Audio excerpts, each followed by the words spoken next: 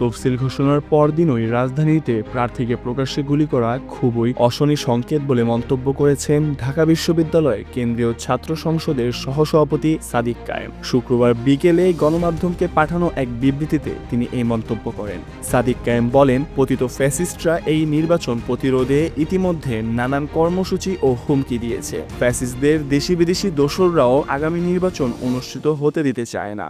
এই অবস্থায় প্রার্থীদের উপর হামলায় নির্বাচন সুষ্ঠু হওয়া এবং প্রার্থীদের নিরাপত্তা প্রশ্নে শঙ্কার সৃষ্টি করেছে।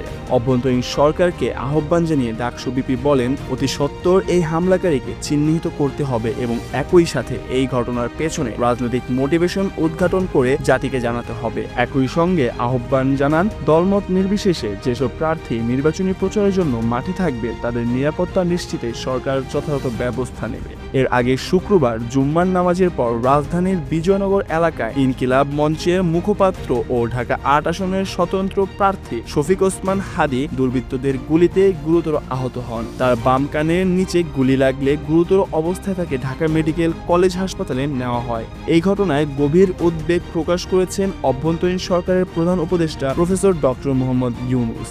এক বিবৃতিতে তিনি আহত ওসমান হাদীর সর্বোচ্চ চিকিৎসা নিশ্চিত করতে সংশ্লিষ্টদের প্রয়োজনীয় সব ব্যবস্থা গ্রহণের নির্দেশ দেন।